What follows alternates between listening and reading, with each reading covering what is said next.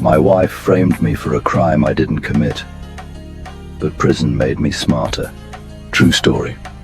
My name is Derek, and the day my wife framed me was the day my old life died. We'd been married 7 years. She was my dream girl, beautiful, classy, the kind of woman you fight the world for.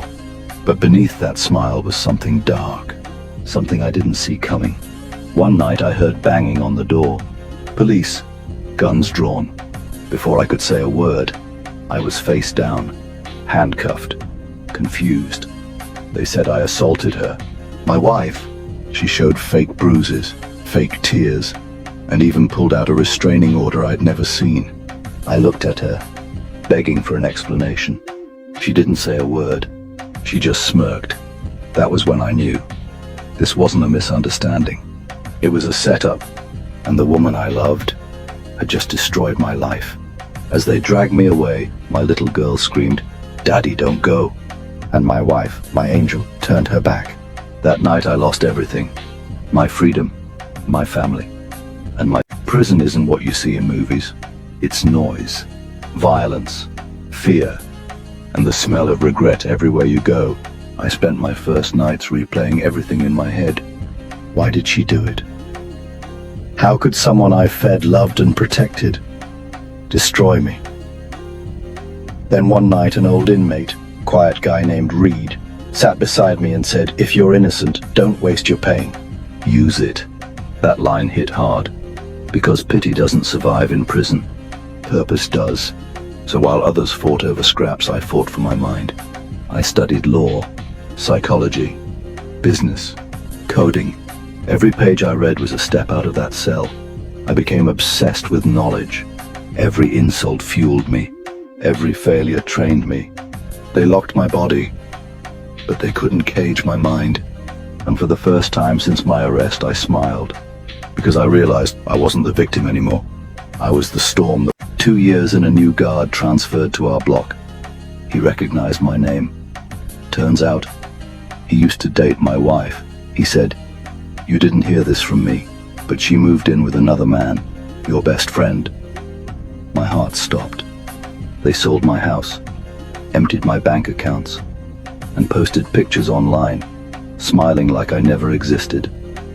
That was the moment my rage turned cold, because I finally understood why she framed me. Money, freedom, and a man she'd been cheating with for years. I laughed that night, because she thought she'd broken me, but she'd just created the most dangerous version of me. In that cell, I started planning every detail, every name, every move. When freedom came, I wouldn't just walk out. I'd come out armed, with knowledge, patience, and vengeance. Days turned into weeks, and I immersed myself in the shadows, using every second to refine my strategy. My mind raced with thoughts of confrontation. Memories ignited like flames. Friends had turned into strangers, and the world beyond those walls felt more distant and treacherous than ever.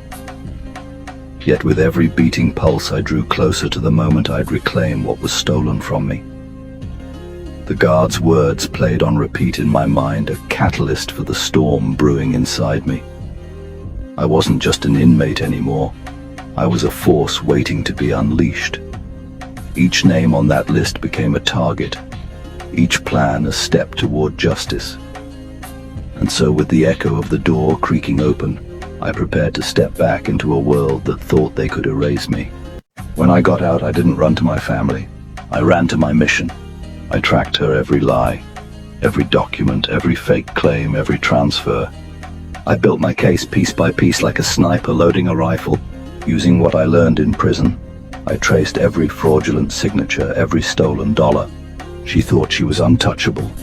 She had no idea I was building her downfall, legally.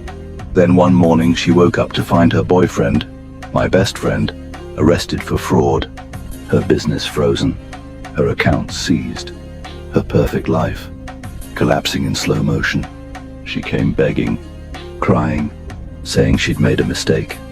I just smiled. The same smile she gave me the night she framed me, because revenge doesn't always need blood. Sometimes the most painful punishment is watching your own evil destroyed. A year later, I stood outside the same courthouse that once took my life away. But this time I wasn't the one in handcuffs. She was. Perjury, fraud, obstruction of justice. The system she used against me was now her executioner. As the officers led her past me, she whispered, "You'll never forgive me, will you?" I said, "I already did, but karma didn't." Now I run a non-profit for men wrongfully accused, because I know what hell feels like, and I know what freedom tastes like when you earn it back. Prison taught me many things, but the greatest lesson was this: revenge is best served cold, but justice is best served smart. As I stand in front of these men, each one with a story filled with pain and injustice, I see their eyes spark with hope.